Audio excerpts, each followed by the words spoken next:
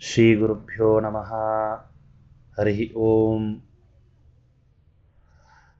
ನಾರಾಯಣಾಯ ಪರಿಪೂರ್ಣಗುಣಾರ್ಣವಾಯ ವಿಶ್ವೋದಯಸ್ಥಿತಿಲಯೋನ್ನಿಯತಿಪ್ರದಾಯ ಜ್ಞಾನಪ್ರದಾಯ ವಿಬುಧಾಸುರಸೌಖ್ಯದುಃಖಸತ್ಕಾರಣಾಯ ವಿತತಾಯ ನಮೋ ನಮಸ್ತೆ.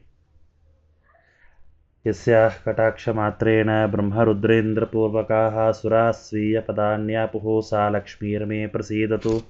अभ्रवं भङ्गरहितम् अजडं विमलं सदा आनन्दतीर्थमतुलं भजे तापत्रयापहम्.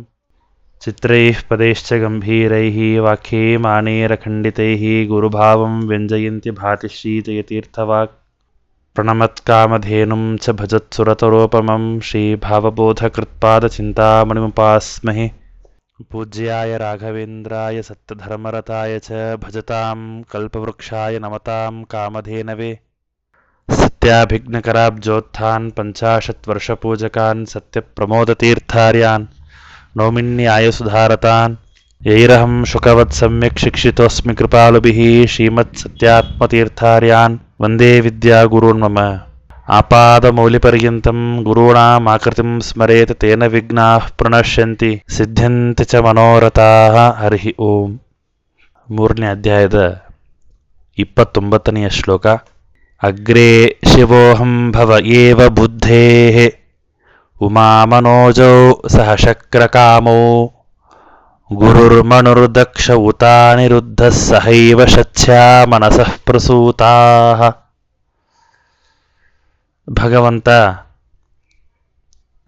ಭಗವಂತನ ನಾಭಿಕಮಲದಿಂದಾಗಿ ಬ್ರಹ್ಮದೇವರನ್ನ ಭಗವಂತ ಹುಟ್ಟಿಸ್ತಾನೆ. ಆ ಬ್ರಹ್ಮದೇವರು 14 ಲೋಕಗಳನ್ನು ಸೃಷ್ಟಿ ಮಾಡ್ತಾರೆ.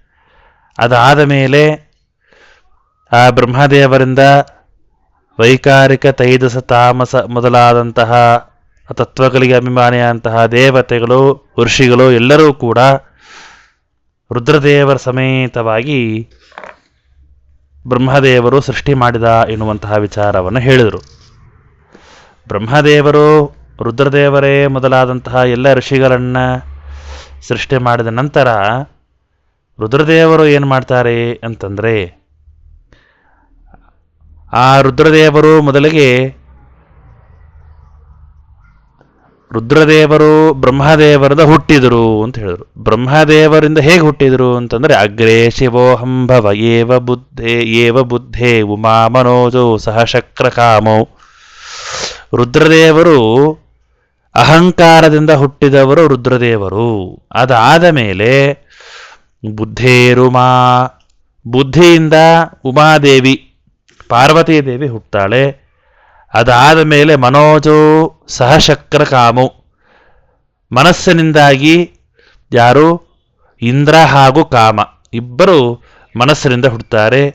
ಅದಾದ ಮೇಲೆ ಮನುರ್ದಕ್ಷ ಉತಾನಿರುದ್ಧ ಸಹೈವ ಶಚ್ಯ ಮನಸಃ ಪ್ರಸೂತಾಃ. ಅದಾದ ಮೇಲೆ ಗುರು, ಮನು, ದಕ್ಷ, ಅನಿರುದ್ಧ, ಶಚಿ ಇವರೆಲ್ಲರೂ ಕೂಡ ಒಂದೇ ಸಮಯಕ್ಕೆ ಮನಸ್ಸಿನಿಂದ ಹುಟ್ಟುತ್ತಾರೆ ಎಂಬುದಾಗಿ ಹೇಳ್ತಾ ಇದ್ದಾರೆ. ಏನು ಅಂತಂದರೆ, ಬ್ರಹ್ಮದೇವರ ಅಹಂ ಅಂತಂದ್ರೆ ಬ್ರಹ್ಮದೇವರ ಅಹಂಕಾರದಿಂದ ಮೊದಲಿಗೆ ಹುಟ್ಟಿದವರು ರುದ್ರದೇವರು ಅಂತ. ಯಾಕೆ ಬ್ರಹ್ಮದೇವರಿಗೆ ಅಹಂಕಾರ ಇತ್ತ ಅಂತಂದರೆ, ಅಹಮಸ್ಮಿ ಪ್ರಥಮ ಜಾರುತಾಸ್ಯ ಅಂತ ವೇದ ಮಂತ್ರ ಇದೆ. ಅಹಮಸ್ಮಿ ಪ್ರಥಮಜ, ನಾನು ಮೊದಲಿಗೆ ದೇವರಿಂದ ಹುಟ್ಟಿದವನು ಅಂತ ಹೇಳ್ತಾ ಇದ್ದಾರೆ. ಹೀಗೆ ಅಂತಃಕರಣಂ ಅಹಂಕಾರ ಬುದ್ಧಿ ಮನಶ್ಚೇತನಂ ಅಹಂಕಾರಾದ್ ಭವತಿ ಅಹಂ ಭಾವ ಶಿವ. ಅಂದರೆ ರುದ್ರದೇವರು ಬ್ರಹ್ಮದೇವರ ಅಹಂಕಾರದಿಂದ, ಬ್ರಹ್ಮದೇವರ ಅಹಂಕಾರ ಅಂತಾರೆ ನಮ್ಮಂತೆ ದುಷ್ಟವಾದಂತಹ ಅಹಂಕಾರ ಅಲ್ಲ, ಸಾತ್ವಿಕವಾದಂತಹ ಅಹಂಭಾವ. ಆ ಅಹಂಭಾವ ಬ್ರಹ್ಮದೇವರಿಗೆ ಬಂದಾಗ ಅದರಿಂದ ರುದ್ರದೇವರು ಹುಟ್ಟಿದರು ಅಂತ ಅರ್ಥ.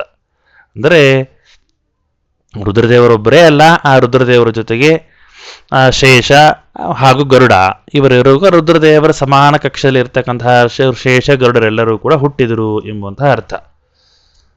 ಮುಂದೆ ಅದೇ ರೀತಿಯಾಗಿ ಬುದ್ಧಿಯಿಂದ ಉಮಾದೇವಿ, ಮನಸ್ಸಿನಿಂದ ಇಂದ್ರ ಹಾಗೂ ಕಾಮ, ಅದಾದ ಮೇಲೆ ಗುರುವಾದಯ ಪಂಚ ಸಹೈವ ಏಕದೇವ ಪ್ರಸೂತಾ ಅಂತ ಹೇಳಿದ್ದಾರೆ. ಮುಂದೆ ಎಲ್ಲರೂ ಕೂಡ ಹುಟ್ಟಿದ್ರು ಎಂಬುದಾಗಿ ಹೇಳ್ತಾ ಇದ್ದಾರೆ. ಅದಾದ ಮೇಲೆ ಚಕ್ಷುಶ್ರುತಿಭ್ಯಾಂ ಸ್ಪರ್ಶಾತ್ ಸಹೈವ ರವಿಶಶೀಧರ್ಮ ಇಮೇ ಪ್ರಸೂತಾ ಜಿಹ್ವಾಭವೋ ವಾರಿಪತಿರ್ನಸೋಶ್ಚ ನಾಸತ್ಯದಸ್ರೋಕಮರ್ಷ ಪ್ರಸೂತಾ. ಅದಾದ ಮೇಲೆ ಏನು ಅಂತಂದ್ರೆ ಚಕ್ಷು ಶ್ರುತಿಭ್ಯಾಂ ಸ್ಪರ್ಶಾತ್ ಸಹೈವ ರವಿಹಿ, ಕಣ್ಣು ಕಿವಿ ಮತ್ತು ಏನಂತಾರೆ ಸ್ಪರ್ಶೇಂದ್ರದಿಂದ ಕ್ರಮವಾಗಿ ಆಯಾ ಇಂದ್ರಿಯಕ್ಕೆ ಅಭಿಮಾನಿಯ ಅಂತ ಎಲ್ಲ ದೇವತೆಗಳು ಕೂಡ ಹುಟ್ಟಿದರು. ಯಾರೆಂದ್ರೆ ರವಿಶಶಿ ಧರ್ಮ ಇಮೇ ಪ್ರಸೂತಾ, ಸೂರ್ಯ ಚಂದ್ರ ಯಮ ಇವೆಲ್ಲರೂ ಕೂಡ ಇಮೇ ಪ್ರಸೂತಾ ಒಟ್ಟಿಗೆ ಹುಟ್ಟಿದ್ದಾರೆ, ಆಯಾ ಇಂದ್ರಿಯಕ್ಕೆ ಅಭಿಮಾನಿಯಂತಹ ದೇವತೆಗಳು. ಅದ ಜಿಹ್ವಾಭವೋ ವಾರಿಪತಿರ್ನಸೋಶ್ಚ, ನಾಲಿಗೆಯಿಂದ ಹುಟ್ಟಿದವ ವರುಣ, ಮೂಗಿನ ದ್ವಾರದಿಂದಾಗಿ ಎರಡೂ ದ್ವಾರದಿಂದ ನಾಸತ್ಯ ಮತ್ತು ದಸ್ರು, ಹೀಗೆ ಕ್ರಮವಾಗಿ ದೇವತೆಗಳು ಹುಟ್ಟಿದ್ದಾರೆ. ಅಂದ್ರೆ ಬ್ರಹ್ಮದೇವರ ಒಂದೊಂದು ಅವಯವದಿಂದಾಗಿ ಒಂದೊಂದು ದೇವತೆಗಳು ಹುಟ್ಟಿದ್ದಾರೆ. ಬ್ರಹ್ಮದೇವರ ಸಿಟ್ಟಿನಿಂದ ರುದ್ರದೇವರು ಗರುಡ ಶೇಷ, ಬುದ್ಧಿಯಿಂದ ಉಮಾದೇವಿ, ಮನಸ್ಸಿನಿಂದ ಇಂದ್ರಕಾಮರು, ಅದಾದ ಮೇಲೆ ಗುರು ಮನು ದಕ್ಷ ಅನಿರುದ್ಧ ಇವೆಲ್ಲರೂ ಕೂಡ ಮನಸ್ಸಿನಿಂದಾಗಿ ಹುಟ್ಟಿದರು ಎಂಬುದಾಗಿ ಹೇಳ್ತಾ ಇದ್ದಾರೆ. ಅದಾದ ಮೇಲೆ ಚಕ್ಷುರೇಂದ್ರಿಯಿಂದ ಸೂರ್ಯ, ಶ್ರೋತ್ರೇಂದ್ರಿಯಿಂದ ಚಂದ್ರ, ಸ್ಪರ್ಶೇಂದ್ರದಿಂದ ಯಮಧರ್ಮರಾಜ, ನಾಲಿಗೆಯಿಂದ ಯಾರು ವಾರಿಪತಿಯ ಅಂತ ವರುಣ, ಮನಸ್ಸಿನಿಂದಾಗಿ ಯಾರು ನಾಸತ್ಯದಸ್ರು, ಬ್ರಹ್ಮದೇವರ ಮೂಗಿನ ಎರಡೂ ದ್ವಾರದಿಂದಾಗಿ ನಾಸತ್ಯ ಹಾಗೂ ದಸ್ರು, ಹೀಗೆ ಎಲ್ಲರೂ ಕೂಡ ಒಟ್ಟಿಗೆ ಹುಟ್ಟಿದ್ದಾರೆ. ಕ್ರಮವಾಗಿ ಹುಟ್ಟಿದರು ಅಂತಂದ್ರೆ ಇಲ್ಲಿ ನಾನು ಮೊನ್ನೆ ಹೇಳಿದಂತೆ ಇದು ಬ್ರಹ್ಮದೇವರ ಪದ್ಮಸೃಷ್ಟಿ, ಪಾದ್ಮ ಸೃಷ್ಟಿ ಅಂತ ಕರೀತಾರೆ. ಬ್ರಹ್ಮದೇವರು ಮಾಡುವಂತಹ ಈ ಸೃಷ್ಟಿ ವಿಚಾರದಲ್ಲಿ ಈ ಸೃಷ್ಟಿ ಇದು ಏನಂತಂತೆ ತಾರತಮ್ಯಕ್ಕೆ ಉಪಯೋಗ ಆಗುವಂತಹ ಸೃಷ್ಟಿ ಇದು. ಮೊದಲಿಗೆ ಹಿಂದಿನ ಶ್ಲೋಕದಲ್ಲಿ ಬಂದಂತಹ ಸೃಷ್ಟಿ ಅದು ಸೂಕ್ಷ್ಮ ಸೃಷ್ಟಿ, ದೇವರೇ ಮಾಡಿರ್ತಕ್ಕಂತಹ ಸೃಷ್ಟಿ, ಅಲ್ಲಿ ತಾರತಮ್ಯ ಇರೋದಿಲ್ಲ. ಆದರೆ ಇಲ್ಲಿ ಪಾದ್ಮ ಸೃಷ್ಟಿಯಲ್ಲಿ ತಾರತಮ್ಯೋಪೇತವಾಗಿರುತ್ತೆ. ಆ ತಾರತಮ್ಯ ಪ್ರಕಾರ ಇವರಾದ ಮೇಲೆ ಇವರು, ಇವರಾದ ಮೇಲೆ ಇವರು ಅನ್ನುವಂತಹ ವಿಚಾರದಲ್ಲಿ ಮುಂದೆ ಬರುವಂತಹ ದೇವತೆಗಳು ಹಿಂದಿನ ದೇವತೆಗಳಿಗಿಂತ ತಾರತಮ್ಯದಲ್ಲಿ ಚಿಕ್ಕವರು ಎನ್ನುವಂತಹ ಒಂದು ವಿಚಾರ ಇಲ್ಲಿ ಸಿದ್ಧವಾಗತ್ತೆ.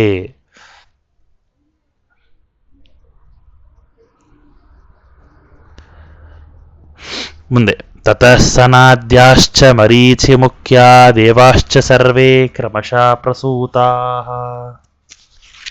ಅದಾದ ಮೇಲೆ ಸನಕಾದಿಗಳು ಅದಾದ ಮೇಲೆ ಮರೀಚಿ ಮೊದಲಾದಂತಹ ಎಲ್ಲ ದೇವತೆಗಳು ಕೂಡ ಕ್ರಮವಾಗಿ ಹುಟ್ಟಿದರು ಎಂಬುದಾಗಿ ಹೇಳ್ತಾ ಇದ್ದಾರೆ.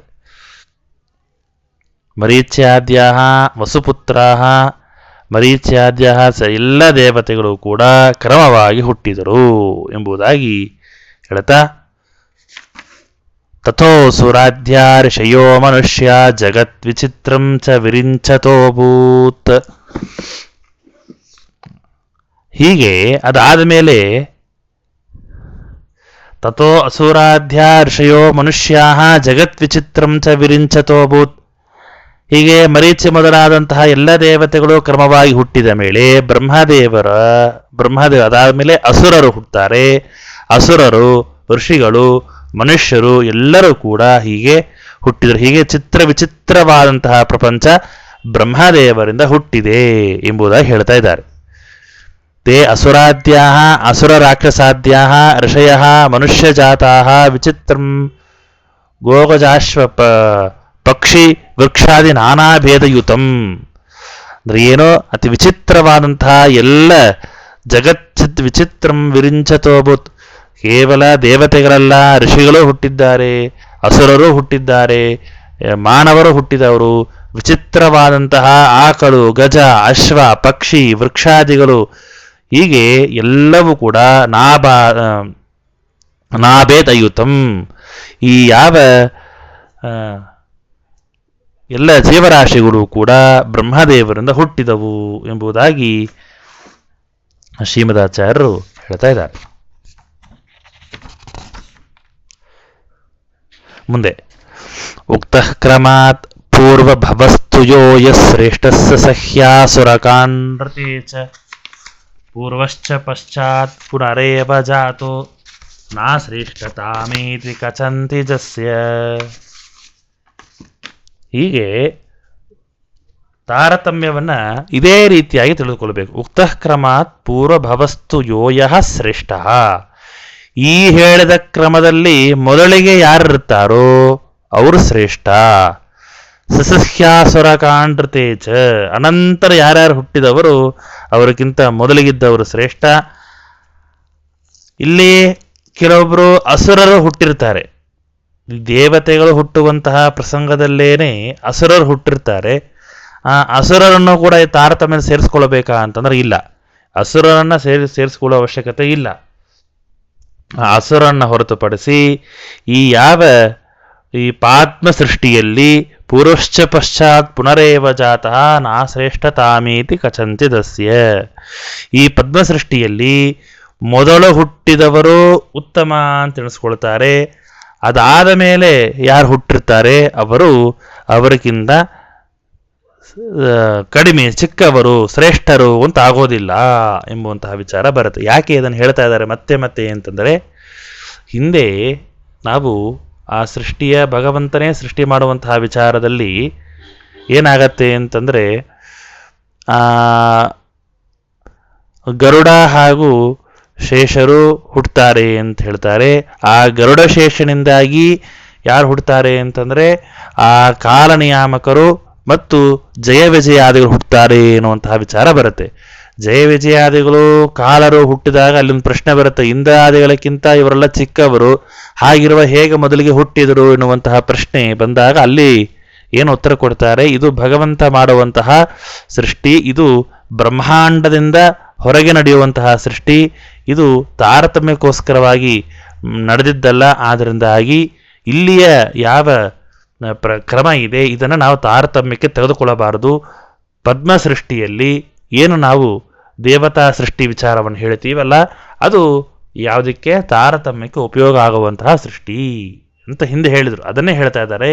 ಉಕ್ತಃ ಕ್ರಮಾತ್ ಪೂರ್ವಭವಸ್ತು ಯೋ ಶ್ರೇಷ್ಠಸ್ಯ ಸಹ್ಯಾಂ ಅಸುರ ಕಾಂಡ್ರತೆ ಚ ಪೂರ್ವಶ್ಚ ಪಶ್ಚಾತ್ ಪುನರೇವ ಜಾತಃ ನಾ ಶ್ರೇಷ್ಠತಾಮೀತಿ ಕಚಂಚಿದಸ್ಯ.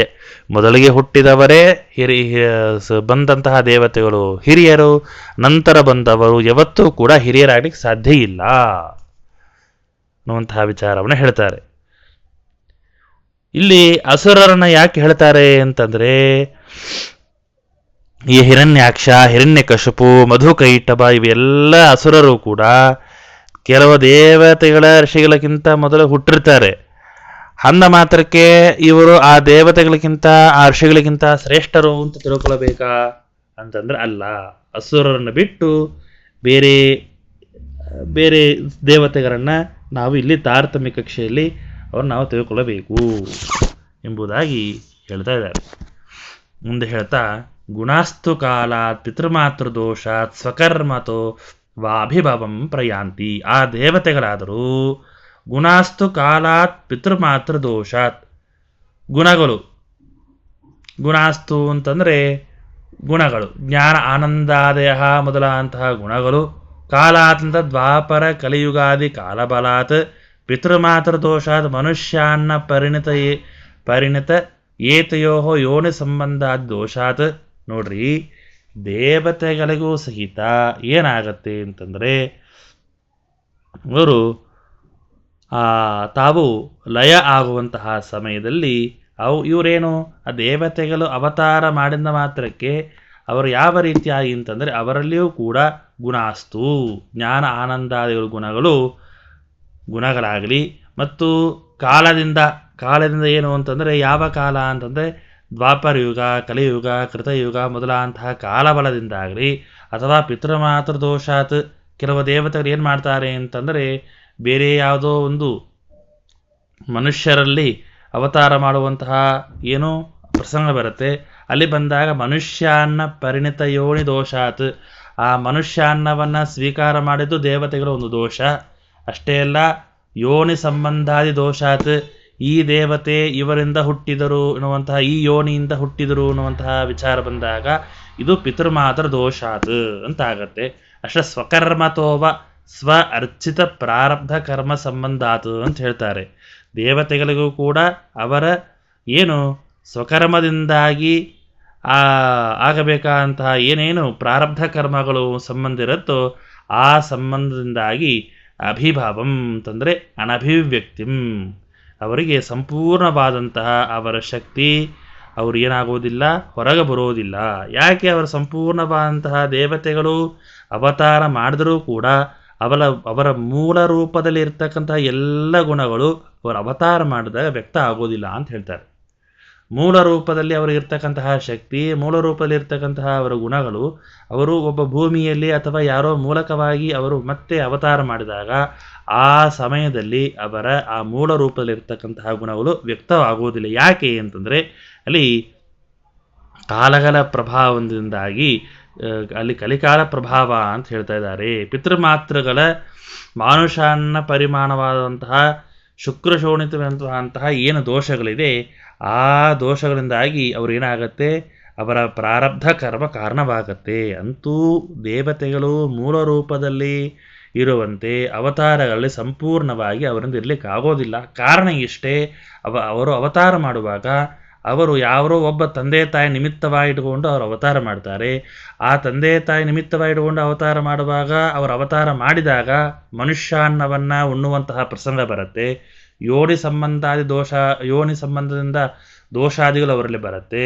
ಅಷ್ಟೇ ಅಲ್ಲ, ಕಲಿಯುಗಾದಿ ಯಾವ ಯುಗದಲ್ಲಿ ಅವರು ಅವತಾರ ಮಾಡ್ತಾರೋ ಆಯಾ ಯುಗದ ಧರ್ಮಾನುಸಾರವಾಗಿ ಅವರಲ್ಲಿ ದೋಷಗಳು ಬರುತ್ತೆ. ಗುಣಾಹ ಅಂದರೆ ಜ್ಞಾನ ಆನಂದಾದಿಗಳು ಕೂಡ ಮೂಲ ರೂಪದಲ್ಲಿರುವಂತಹ ಜ್ಞಾನ ಆನಂದಾದಿಗಳು ಅವರಿಗೆ ಅವತಾರಗಳು ಸಂಪೂರ್ಣವಾಗಿ ಇರೋದಿಲ್ಲ.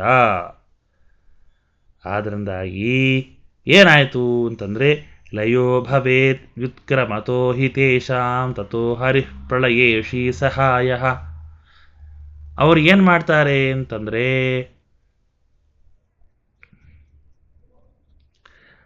ಅನಂತರ ಅವರು ಆ ದೇವತೆ ಲಯ ಹೇಗೆ ಅಂತಂದರೆ ಲಯೋ ಭವೇತ್ ವ್ಯುತ್ಕ್ರಮತೋ ಹಿ ತೇಷಾಂ, ಆ ದೇವತೆಗಳ ಲಯ ಅಂತನೋ ವ್ಯುತ್ಕ್ರಮವಾಗಿ ಆಗತ್ತೆ ಅಂತ ಹೇಳ್ತಾರೆ. ಮೊದಲು ನೋಡ್ರಿ, ತಾರತಮ್ಯ ಹೇಳುವಾಗ ಮೊದಲು ಹುಟ್ಟಿದವರು ಹಿರಿಯರು, ನಂತರ ಹುಟ್ಟಿದವರು ಕಿರಿಯರು. ಇದು ಸೃಷ್ಟಿ ವಿಚಾರದಲ್ಲಿ, ಲಯ ವಿಚಾರದಲ್ಲಿ ವ್ಯುತ್ಕ್ರಮವಾಗಿ ಅಂದರೆ ಏನು, ಯಾರು ಕಿರಿಯರಿರ್ತಾರೋ ಆ ಕಿರಿಯ ದೇವತೆಗಳು ಹಿರಿಯ ದೇವತೆಗಳಲ್ಲಿ ಹೋಗಿ ಸೇರ್ತಾ ಅವರು ಒಬ್ಬರಲ್ಲಿ ಒಬ್ಬರು ಚಿಕ್ಕವ ದೊಡ್ಡ ದೇವತೆಯಲ್ಲಿ, ಆ ದೊಡ್ಡ ದೇವತೆ ಇನ್ನೊಬ್ಬ ಅವರಿಗಿನ ದೊಡ್ಡವರ ಅಂತಹ ದೇವತೆಗಳಲ್ಲಿ, ಉದಾಹರಣೆಗೆ ಈ ಯಾವ ಇಂದ್ರಾದಿ ದೇವತೆಗಳು ರುದ್ರಗರುಡ ಶೇಷರಲ್ಲಿ, ಆ ರುದ್ರಗರುಡ ಶೇಷರು ಬ್ರಹ್ಮದೇವರಲ್ಲಿ, ಬ್ರಹ್ಮದೇವರು ಹೀಗೆ ಭಗವಂತನಲ್ಲಿ, ಹೀಗೆ ಅವರೆಲ್ಲ ಹಿರಿಯರ ಅಂತಹ ದೇವತೆಗಳಲ್ಲಿ ಪ್ರವೇಶ ಮಾಡುವ ಮೂಲಕವಾಗಿ ಅವರು ಲಯವನ್ನು ಹೊಂದುತ್ತಾರೆ. ಕೊನೆಗೆ ಎಲ್ಲರೂ ಕೂಡ ಲಯವನ್ನು ಹೊಂದಿದ ಮೇಲೆ ತಥೋ ಹರಿಃ ಪ್ರಳಯೇಶಿ ಸಹಾಯ, ಅಲ್ಲಿ ಎಲ್ಲರೂ ಹೋದರೂ ಕೂಡ ಭಗವಂತ ಮಾತ್ರ ಲಕ್ಷ್ಮೀದೇವಿ ಸಮೇತನಾಗಿ ಆ ಪ್ರಳಯ ಕಾಲದಲ್ಲಿ ಅವನೊಬ್ಬನೇ ಇರ್ತಾನೆ. ಯಾವ ದೇವತೆಗಳು ಕೂಡ ಅವರು ಅಲ್ಲಿ ಇರೋದಿಲ್ಲ. ವ್ಯುತ್ಕ್ರಮೇಣ ಲಯಸಿದ್ಧತ್ವಾತ್ ತಥೋ ಲಯೋ ಭವೇದ್ ವ್ಯುತ್ಕ್ರಮತೋ ಹಿ ತೇಷಾಂ ತಥೋ ಹರಿಃ ಪ್ರಳಯೇಶಿ ಸಹಾಯ ಎಂಬುವಂತಹ ವಿಚಾರವನ್ನು ಹೇಳ್ತಾ ಇದ್ದಾರೆ.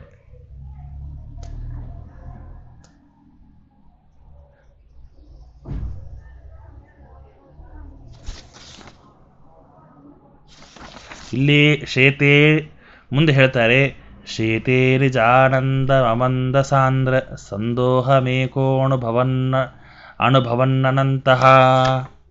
ಭಗವಂತ ಪ್ರಳಯ ಕಾಲದ ಏನು ಮಾಡ್ತಾನೆ ಲಕ್ಷ್ಮೀದೇವಿ ಜೊತೆಗೆ ಅಂತಂದ್ರೆ ಶೇತೆ ಮಲ್ಕೊಂಡಿರ್ತಾನೆ ಅಂತ ಹೇಳ್ತಾರೆ. ಏನು ದೇವರ ಮಲ್ಕೊಳ್ತಾನ ಅಂತಂದ್ರೆ ಶೇತೆ ಅಂತಂದ್ರೆ ದೇವರು ಮಲ್ಕೊಳ್ತಾನ ಅಂತಂದ್ರೆ ಇಲ್ಲ. ಶಯನಂ ನಾಮ ಚಕ್ಷುರು ನಿಮೀಲನಂ, ಸುಮ್ಮನೆ ದೇವರು ಕಣ್ಣು ಮುಚ್ಚಿರ್ತಾನೆ ಅಷ್ಟೇ, ಬಿಟ್ಟರೆ ಅಲ್ಲಿ ದೇವರು ಗೊರಕಿ ಹೊಡೆದು ನಿದ್ದೆ ಮಾಡ್ತಾನೆ ಎನ್ನುವಂತಹ ಅರ್ಥವೆಲ್ಲ ಅದನ್ನೇ ಹೇಳ್ತಾರೆ. ಏನು? ನಿಜಾನಂದಂ ಅಮಂದ ಸಾಂದ್ರ ಸಂದೋಹಂ ಏಕಃ ಅನುಭವನ್ ಅನಂತಃ. ಆ ಭಗವಂತ ಲಯಕಾಲದಲ್ಲಿ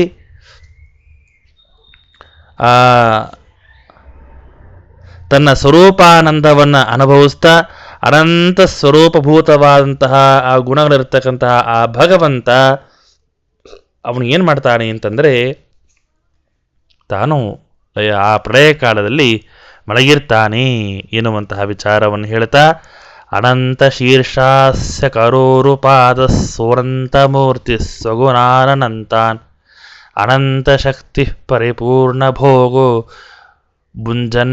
ಭುಂಜನ್ನಜಸ್ರಂ ನಿಜರೂಪ ಆಸ್ತೆ.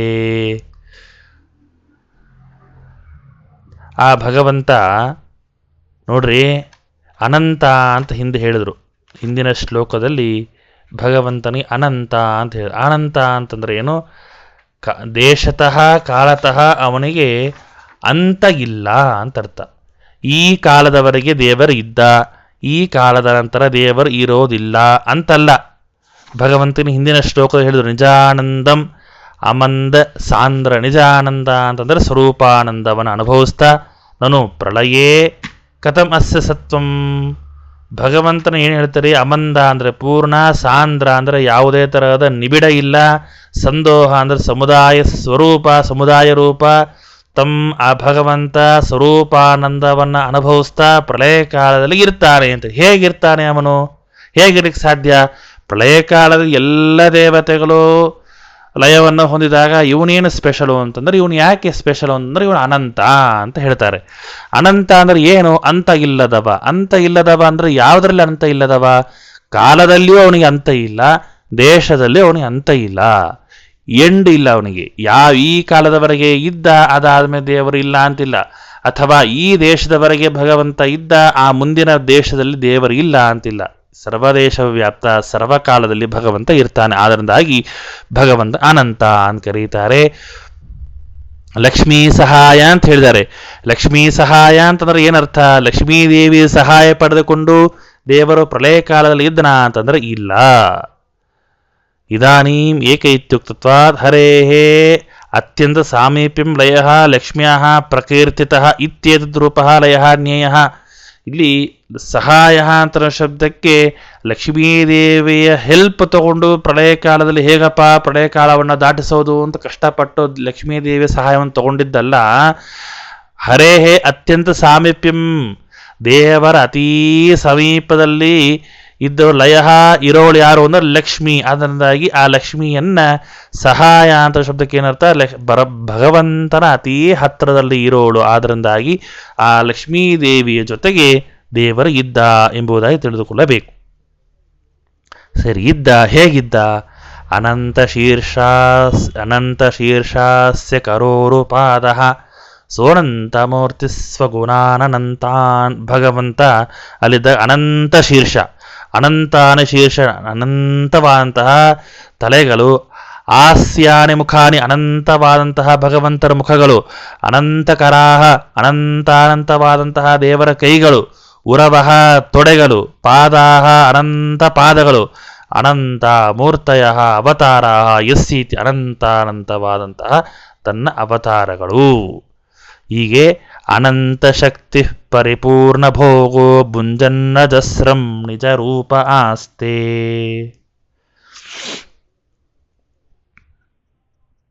ಹೀಗೆ ಅನಂತ ಪೂರ್ಣಾನಂದನಾದಂತಹ ಅನಂತ ರೂಪಗಳಿಂದ, ಅನಂತ ಶಕ್ತಿಗಳಿಂದ ಪರಿಪೂರ್ಣನಾದಂತಹ ಆ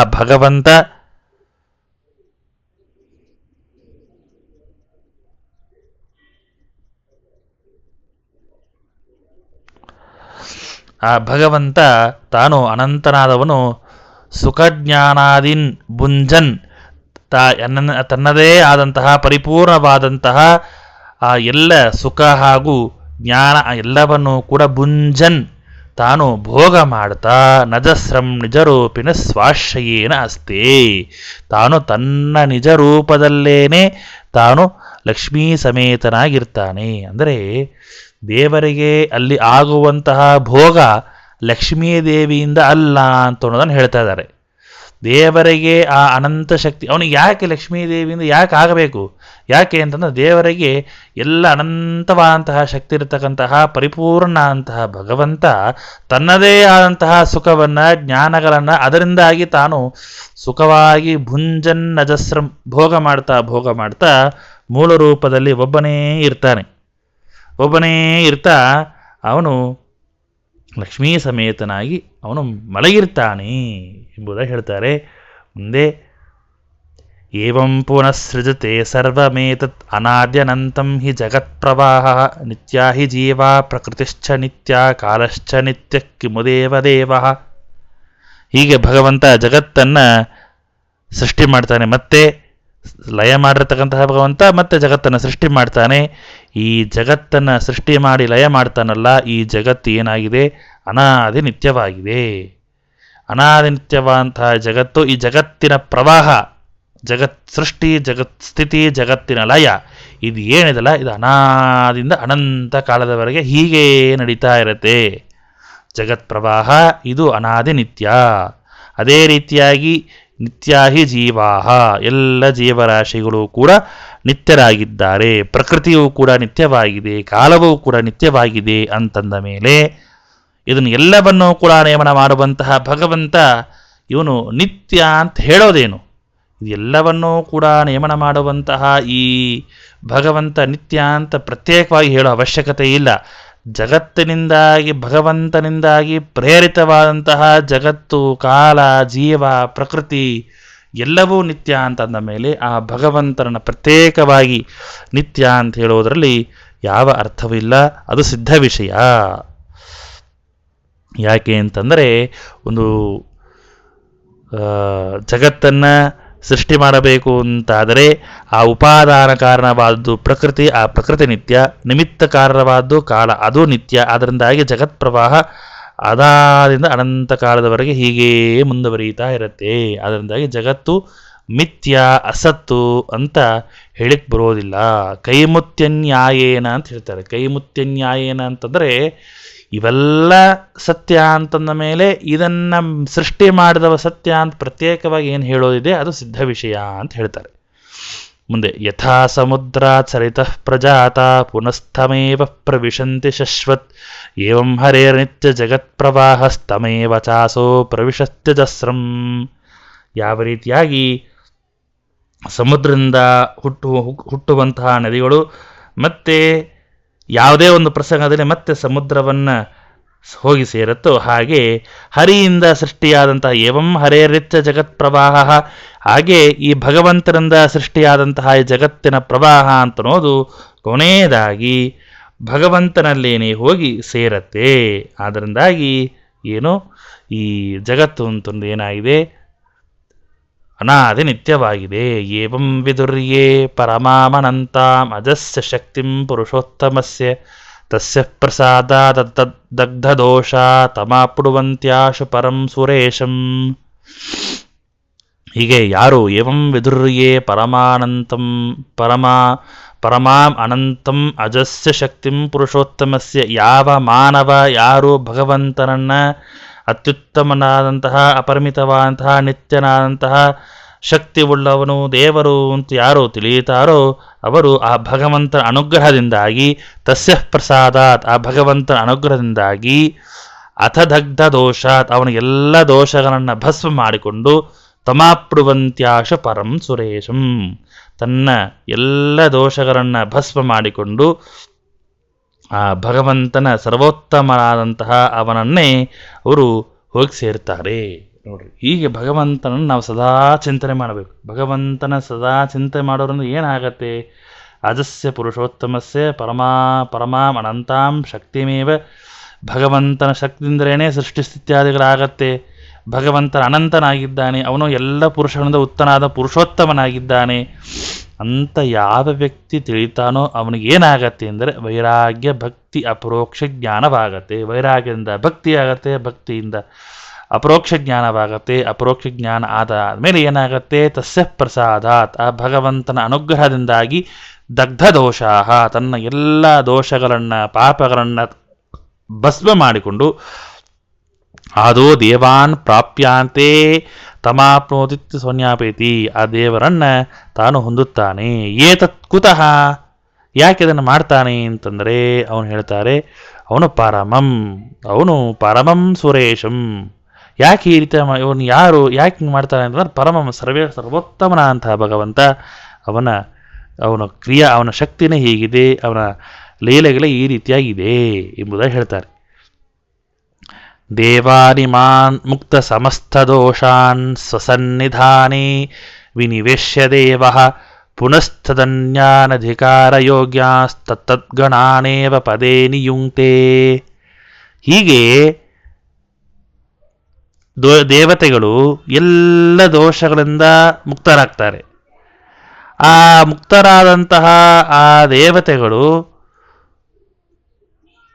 ದೇವರು ಏನು ಮಾಡ್ತಾರೆ ಅಂತ, ದೇವಾನಿಮಾನ್ ಮುಕ್ತ ಸಮಸ್ತ ದೋಷಗಳಿಂದ ಮುಕ್ತರಾದಂತಹ ಈ ದೇವತೆಗಳನ್ನ ಸ್ವಸನ್ನಿಧಾನೇ ವಿನಿವೇಶ್ಯ ದೇವ, ಮುಕ್ತರಾದಂತಹ ದೇವತೆಗಳನ್ನ ತನ್ನ ಸಮೀಪದಲ್ಲಿ ಇಟ್ಕೊಳ್ತಾನೆ. ನೋಡ್ರಿ ಎಷ್ಟು ಆಶ್ಚರ್ಯ. ದೇವರು ಮುಕ್ತರಾದಂತಹ ದೇವತೆಗಳು ಈಗ ನೋಡಿ, ಉದಾಹರಣೆಗೆ ಅಗ್ನಿ, ಇಂದ್ರ, ಚಂದ್ರ ಇವರನ್ನ ದೇವರು ಏನು ಮಾಡ್ತಾರೆ, ಮುಕ್ತರನ್ನಾಗಿ ಮಾಡ್ತಾನೆ. ಮತ್ತೆ ಸೃಷ್ಟಿ ಮಾಡುವಂತಹ ವಿಚಾರದಲ್ಲಿ ಮತ್ತೆ ಪುನಃ ಬ್ರಹ್ಮದೇವರ 100 ವರ್ಷ ಆದ ಮೇಲೆ ಮಹಾಪ್ರಳಯ ಆಗತ್ತೆ. ಮಹಾಪ್ರಳಯ ಆದ ಮತ್ತೆ ಭಗವಂತ ತಾನು ಸೃಷ್ಟಿಯನ್ನು ಮಾಡುವಾಗ ಇದೇ ಅಗ್ನಿ ಇದೇ ಚಂದ್ರ ಬರೋದಿಲ್ಲ. ಮುಕ್ತರಾದಂತಹ ಅಗ್ನಿ, ಇಂದ್ರ, ರುದ್ರ, ಚಂದ್ರರನ್ನ ದೇವರು ಸೃಷ್ಟಿ ಮಾಡೋದಿಲ್ಲ. ಯಾಕೆ ಅಂತಂದ್ರೆ ಸ್ವಸನ್ನಿಧಾನೇ ವಿನಿವೇಶ್ಯ ದೇವರು ಅವರನ್ನ ತನ್ನ ಸಮೀಪದಲ್ಲೇ ಇಟ್ಕೊಂಡು ಬಿಡ್ತಾನೆ. ಹಾಗಾದ್ರೆ ಆ ಜಾಗಕ್ಕೆ ಯಾರು ಬರ್ತಾರೆ? ಅಗ್ನಿ, ಇಂದ್ರ, ಚಂದ್ರ, ರುದ್ರ ಎಲ್ಲರೂ ಮುಕ್ತಿಯೋಗ್ಯರ ಮೋಕ್ಷಕ್ಕೆ ಹೋಗಿ ದೇವರ ಸಮೀಪದಲ್ಲಿ ಇರ್ತಾರೆ ಅಂತಂದ್ಮೇಲೆ ಮುಂದೆ ಆ ಸ್ಥಾನಕ್ಕೆ ಬರೋರು ಯಾರು? ಅದಕ್ಕೆ ಹೇಳ್ತಾರೆ, ಪುನಸ್ತದನ್ಯಾನ್ ಅಧಿಕಾರ ಯೋಗ್ಯಾನ್ ತತ್ತದ್ಗಣಾನೇವ ಪದೇ ನಿಯುಂಕ್ತೆ. ದೇವರೇನು ಮಾಡ್ತಾರೆ, ಮುಂದೆ ಸೃಷ್ಟಿ ಮಾಡುವಾಗ ಆಯಾ ಗಣಗಳಿಗೆ ಯೋಗ್ಯರಾದಂತಹ ದೇವತೆಗಳು, ಅಧಿಕಾರ ಯೋಗ್ಯರಾದಂತಹ ವಾಯು, ರುದ್ರ, ಇಂದ್ರ, ಚಂದ್ರ ಏನೇನಿದ್ದಾರೆ ಅವರೆಲ್ಲರೂ ಕೂಡ ಅವರನ್ನ ಆ ಪದದಲ್ಲಿ ನಿಯಮನ ಮಾಡ್ತಾರೆ ಅಂತ ಹೇಳ್ತಾರೆ. ನೋಡ್ರಿ ಮುಕ್ತರಾದ ದೇವತೆಗಳು ಅವರು ಮುಕ್ತರಾದರೂ ಮುಗಿದೋಯ್ತು, ಮತ್ತೆ ವಾಪಸ್ ಈ ಪದವಿಗೆ ಬರೋದಿಲ್ಲ. ಹಾಗಾದರೆ ಪದವಿಗೆ ಬರೋರು ಯಾರು ಅಂತಂದರೆ ಆಯಾ ಪದವಿಗೆ ಯೋಗ್ಯರಾದಂತಹ ಅಧಿಕಾರಿಗಳು ಅಂತ ಖಂಡಿತ ಇರ್ತಾರೆ. ಅವರನ್ನೇನೆ ದೇವರು ಆ ಬ್ರಹ್ಮ ಪದವಿಗೆ ಯೋಗ್ಯರಾದಂತಹ ಆ ವಾಯುದೇವರನ್ನ ಬ್ರಹ್ಮ ಪದವಿಗೆ ಕೂಡಿಸ್ತಾರೆ. ರುದ್ರದೇವರ ಪದವಿಗೆ ಯೋಗ್ಯರಾದವರನ್ನ ರುದ್ರ ಪದವಿಗೆ ಕೂಡಿಸ್ತಾರೆ. ಇಂದ್ರದೇವರಿಗೆ ಯೋಗ್ಯರಾದಂತಹ ವ್ಯಕ್ತಿಯನ್ನು ಇಂದ್ರ ಪದವಿಗೆ ಕೂಡಿಸ್ತಾರೆ ಎಂಬುದಾಗಿ ಶ್ರೀಮದಾಚಾರ್ಯ ಹೇಳ್ತಾ ಇದ್ದಾರೆ. ಅಂದರೆ ಇಲ್ಲಿ ಏನು ಅಂತಂದರೆ ಯೋಗ್ಯರಾದವರ ಗುಂಪು, ಅಮುಕ್ತರಾದಂತಹ ಜೀವರಾಶಿಗಳು ಇದ್ದಾರೆ, ಬಹಳ ಜನ ಇದ್ದಾರೆ. ಅಮುಕ್ತರಾದಂತಹ ಜೀವರಾಶಿಗಳು ಬಹಳ ಜನ ಇರೋದು ದೊಡ್ಡದಲ್ಲ. ಆ ಎಲ್ಲ ಜನರು ದೇವತೆಗಳು ಕೂಡ ಆಯಾ ಪದವಿ ಯೋಗ್ಯರಾದವರು ಬಹಳ ಜನ ಇರ್ತಾರೆ. ಹೀಗಾಗಿ ಆ ಸ್ಥಾನಕ್ಕೆ ಯೋಗ್ಯರಾದವರು ಯಾರೂ ಇಲ್ಲ ಅಂತ ತಿಳಿದುಕೊಳ್ಳೋ ಅವಶ್ಯಕತೆ ಇಲ್ಲ. ಆಯಾ ಪದವಿಗೆ ಯೋಗ್ಯರಾದ ವ್ಯಕ್ತಿಗಳು, ದೇವತೆಗಳು ಖಂಡಿತ ಇದ್ದೇ ಇರ್ತಾರೆ. ಪುರಶ್ಚ ಮಾರೀಚತಯೇವ ದೇವ ಜಾತ ಆದಿತ್ಯಾಮಸುರಾಶ್ಚದಿತ್ಯಾಂ ಗಾವೋ ಮೃಗಾ ಪಶ್ಯುರಗಾದಿಸತ್ವ ದಾಕ್ಷಾಯಣೀಶ್ವೇವ ಸಮಸ್ತಶೋಪಿ. ಅದಾದ ಮೇಲೆ ಮತ್ತೆ ಕಶ್ಯಪರಿಂದ ಹಾಗೂ ಅದಿತಿಯಲ್ಲಿ ದೇವತೆಗಳನ್ನು ಮತ್ತು ದಿತಿದೇವಿಯಲ್ಲಿ ಅಸುರರನ್ನು ಮತ್ತು ಬೇರೆ ಬೇರೆ ದಕ್ಷಿಣ ಮಕ್ಕಳಲ್ಲಿ ದಕ್ಷ ಪ್ರಜಾಪತಿಯ ಮಕ್ಕಳನ್ನು ನಾವು ಭಾಗವತದಲ್ಲಿ ಕೇಳ್ತೇವೆ. ಆ ದಕ್ಷ ಪ್ರಜಾಪತಿಯ ಹೆಣ್ಣು ಮಕ್ಕಳಲ್ಲಿ ಗೋವುಗಳನ್ನು, ಮೃಗಗಳನ್ನು, ಪಕ್ಷಿಗಳು, ಹಾವುಗಳು ಇವೇ ಮೊದಲಾದಂಥ ಎಲ್ಲ ಪ್ರಾಣಿಗಳು ಕೂಡ ಹುಟ್ಟಿದವು ಎಂಬುದಾಗಿ ಹೇಳ್ತಾರೆ.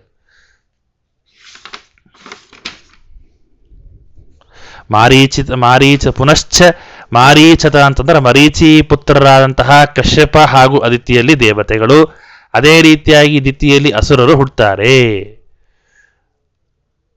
ದಾಕ್ಷಾಯಿನಿ ಹಾಗೂ ವಿನತ ಈ ಪ್ರಕಾರದಲ್ಲಿ ಅವರಲ್ಲಿ ದಕ್ಷಕನ್ಯಾ ಇವೇ ಮೊದಲಂತ ಎಲ್ಲ ಯಾರು ದಕ್ಷ ಪ್ರಜಾಪತಿಯ ಮಕ್ಕಳಲ್ಲಿ ಅನೇಕ ತರಹದ ಎಲ್ಲ ಜೀವರಾಶಿಗಳು ಕೂಡ ಗಾವಃ ಮೃಗಾಃ ಪಕ್ಷಿ ಉರಗಾದಿ ಸತ್ವ ದಾಕ್ಷಾಯಿಣೀಶ್ವರ ಸಮಸ್ತಶೋಪಿ.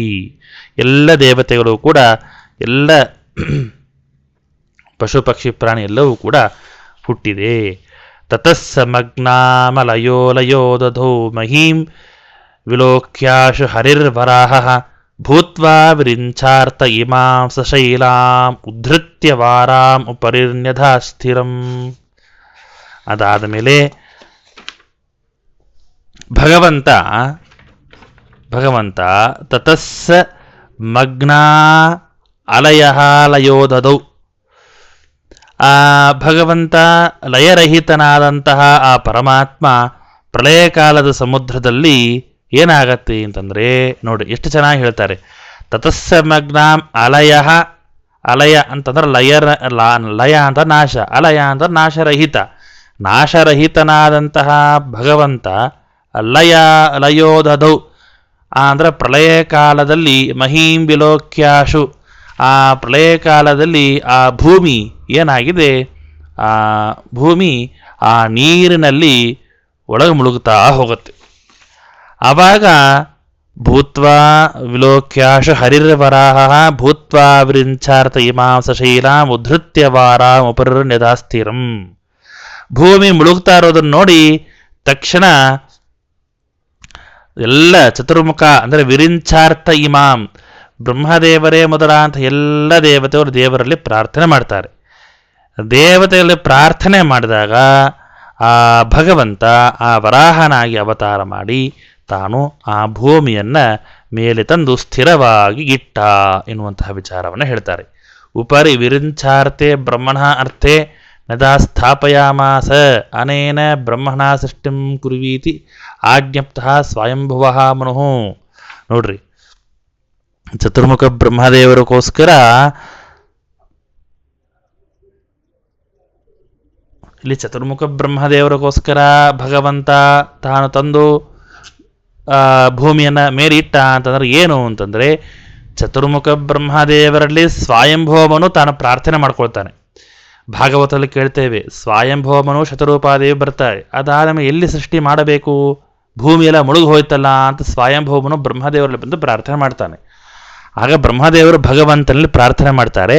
ಆಗ ಭಗವಂತ ತಾನ ವರಾಹ ರೂಪನಾಗಿ ಬರ್ತಾನೆ. ಹೀಗೆ ಇಲ್ಲಿ ಯದ್ಯಪಿ ಪ್ರಾರ್ಥನೆ ಮಾಡಿದ ಸ್ವಯಂಭವಮನು ಬ್ರಹ್ಮದೇವರಲ್ಲಿ, ಆದರೆ ಬ್ರಹ್ಮದೇವರು ಹೋಗಿ ದೇವರಲ್ಲಿ ಪ್ರಾರ್ಥನೆ ಮಾಡಿ ಆ ಕಾರ್ಯ ನಡೆದು ಆದ್ದರಿಂದಾಗಿ ಭೂತ್ವಾ ವಿರಿಂಚಾರ್ಥ ಇಮಾಂ ಸಶೈಲಾಂ, ಬ್ರಹ್ಮದೇವರ ಪ್ರಾರ್ಥನೆಯಿಂದ ದೇವರು ತಾನು ಆ ವರಾಹ ಅವತಾರವನ್ನು ತಾಳಿದ ಎನ್ನುವಂತಹ ವಿಚಾರವನ್ನು ಹೇಳ್ತಾರೆ. ಆಗ ಆ ಚತುರ್ಮುಖ ಬ್ರಹ್ಮದೇವರು ಪ್ರಾರ್ಥನೆ ಮಾಡಿದಾಗ ಚತುರ್ಮುಖ ಬ್ರಹ್ಮದೇವರ ಮೂಗಿನಿಂದ ಆ ಭೂಮಿ ತನ್ನಾಸಾ ಪುಟಾತ್ ಅಂಗುಷ್ಟ ಮಾತ್ರ ಅಭಿವ್ಯಕ್ತ, ಬ್ರಹ್ಮದೇವರ ಪ್ರಾರ್ಥನೆ ಮಾಡಿದಾಗ ಬ್ರಹ್ಮದೇವರ ಮೂಗಿನಿಂದಾಗಿ ಒಂದು ಅಂಗುಷ್ಟ ಮಾತ್ರದಷ್ಟು ಹೆಬ್ಬಟ್ಟಿನ ಆಕಾರದಲ್ಲಿ ಒಂದು ವರಾಹ ರೂಪ ಆ ಮೂಗಿನಿಂದ ಹೊರಗೆ ಬಂದು ಬೀಳತ್ತೆ.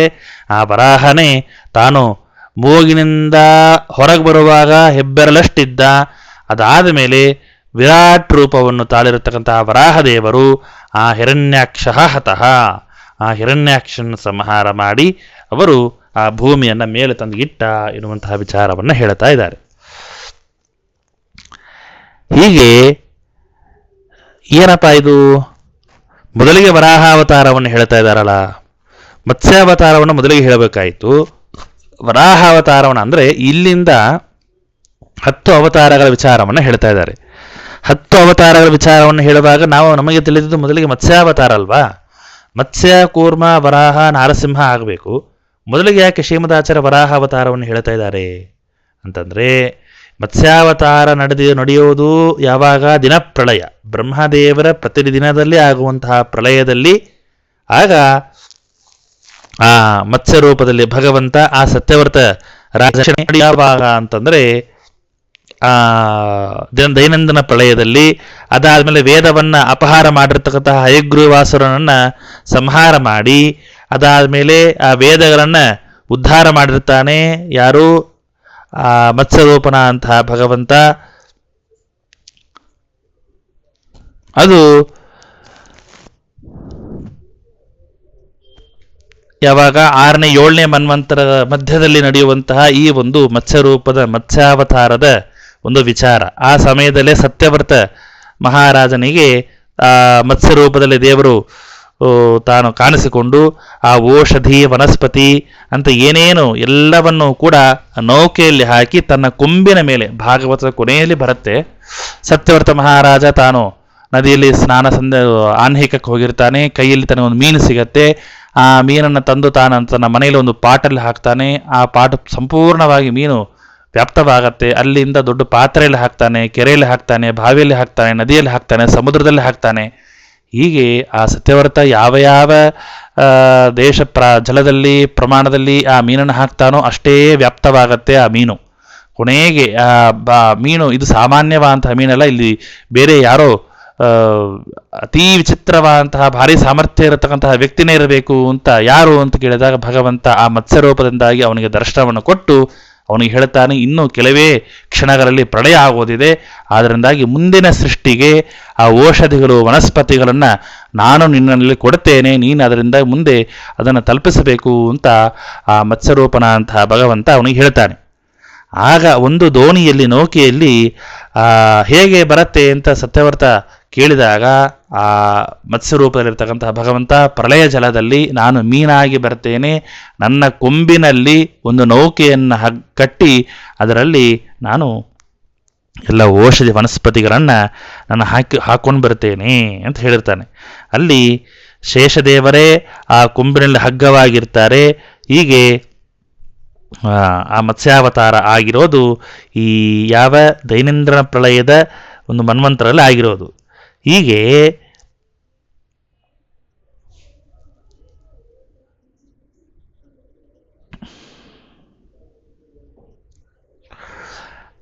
ಇದು ದೈನಂದಿನ ಪ್ರಳಯ ಅಂತ ಆದರೆ ಈ ವರಾಹ ಅವತಾರ ಆಗಿರೋದು ಯಾವಾಗ ಅಂತಂದ್ರೆ ಈ ದಶಾವತಾರ ಆಗೋಕ್ಕಿಂತ ಮೊದಲೇ ಆಗ್ಬಿಟ್ಟಿದೆ. ದಶಾವತಾರ ಆಗೋಕ್ಕಿಂತ ಪೂರ್ವದಲ್ಲಿ ಒಂದು ಬಾರಿ ವರಾಹದೇವರು ಅವತಾರವನ್ನು ಮಾಡಿದ್ದಾರೆ. ಮತ್ತೆ ಮತ್ಸ್ಯ ಕೂರ್ಮ ವರಾಹ ಬರುವಾಗ ಮತ್ತೆ ಎರಡನೇ ಬಾರಿ ವರಾಹ ಅವತಾರ ಆಗತ್ತೆ ಎನ್ನುವಂತಹ ವಿಚಾರವನ್ನ ಹೇಳ್ತಾ ಇದ್ದಾರೆ. ಅಂದ್ರೆ ಆದಿ ಹಿರಣ್ಯಾಕ್ಷನ ಸಂಹಾರ ಮಾಡಿದ್ದು ಇದು ಮೊದಲಿಗೆ. ಈ ವರಾಹ ಅಂದ್ರೆ ಈ ಮತ್ಸ್ಯಾವತಾರ ಬರೋಕ್ಕಿಂತ ಪೂರ್ವದಲ್ಲಿ ವರಾಹದೇವರ ಅವತಾರ ಆದಾಗ ಅಲ್ಲಿ ಹಿರಣ್ಯಾಕ್ಷ ಯಾರು ಅಂದ್ರೆ ಆದಿ ಹಿರಣ್ಯಾಕ್ಷ. ಆ ಆದಿ ಹಿರಣ್ಯಾಕ್ಷನ ಸಂಹಾರ ಮಾಡಿ ವರಾಹದೇವರು ಆ ಭೂಮಿಯನ್ನು ಸ್ಥಾಪನೆ ಮಾಡ್ತಾರೆ ಎನ್ನುವಂತಹ ವಿಚಾರವನ್ನ ತಿಳಿಸ್ತಾ ಇದ್ದಾರೆ. ಮತ್ತೆ ಎರಡನೇ ಬಾರಿ ಭೂಮಿ ಮುಳುಗಿದಾಗ ಆಗ ಮತ್ತೆ ಆ ಯಾವ ದಿತಿ ಹಾಗೂ ಕಶ್ಯಪರಲ್ಲಿ ಹುಟ್ಟಿರ್ತಕ್ಕಂತಹ ಹಿರಣ್ಯಕಶಿಪು ಇರ್ತಾರೆ. ಆ ಹಿರಣ್ಯಾಕ್ಷನ ಭಗವಂತ ಮತ್ತೆ ಸಂಹಾರ ಮಾಡ್ತಾನೆ. ಆದಿ ಹಿರಣ್ಯಾಕ್ಷನ ಭಗವಂತ ಸಂಹಾರ ಮಾಡಿದ್ದು ತನ್ನ ಹಲ್ಲಿನಿಂದಾಗಿ, ಗೋರೆ ಹಲ್ಲಿನಿಂದಾಗಿ. ಎರಡನೇ ಬಾರಿ ಭಗವಂತ ಹಿರಣ್ಯಾಕ್ಷನ ಸಂಹಾರ ಮಾಡಿದ್ದು ತನ್ನ ಕಪಾಳಕ್ಕೆ ಕಿವಿಗೆ ಹೊಡೆದಾಗ ಅಲ್ಲಿ ಆ ವರಾಹದೇವರು ಹೊಡೆದಾಗ ಹಿರಣ್ಯಾಕ್ಷ ಸಾಯ್ತಾನೆ. ಹೀಗೆ ಎರಡು ಬಾರಿ ಹುಟ್ಟಿದ್ರಿಂದ ವರಾಹದೇವರ ಅವತಾರ ಆಗಿದ್ದರಿಂದಾಗಿ ಇಲ್ಲಿ ಬರ್ತಕ್ಕಂತಹ ವರಾಹದೇವರು ಈ ಮತ್ಸ್ಯಾದಿ ಅವತಾರಗಳಿಗಿಂತ ಪೂರ್ವದಲ್ಲಿ ಆಗಿದೆ. ಆದ್ದರಿಂದಾಗಿ ಶ್ರೀಮದಾಚಾರ್ಯ ಇಲ್ಲಿ ಮೊದಲಿಗೆ ವರಾಹ ಅವತಾರ ಕಥೆಯನ್ನ ಹೇಳಿದ್ದಾರೆ. ಅದನ್ನು ತತಸ್ಸಮಗ್ನ ಮಲಯೋಲಯೋಧೋ ಮಹಿಂ ವಿಲೋಕ್ಯಾಶ ಹರಿರ್ವರಾಹ ಭೂತ್ವಾ ವಿರಿಂಚಾರ್ಥ ಇಮಾಂ ಸಶೈಲಾಂ ಉದ್ಧೃತ್ಯ ವಾರಾಂ ಉಪರನ್ಯಧಾಸ್ಥಿರಾಂ. ಹೀಗೆ ಎಲ್ಲ ಬ್ರಹ್ಮದೇವರಿಂದ ಪ್ರಾಪ್ತರಾದಂಥವರವರು ಯಾವ ಆ ಭೂಮಿಯನ್ನು ವರಾಹದೇವರು ತಂದು ಸ್ಥಾಪನೆ ಮಾಡಿದರು ಎಂಬುದಾಗಿ ತಿಳಿದುಕೊಳ್ಳಬೇಕು. ಸಾಕು. ಹರೇ ನಮಃ.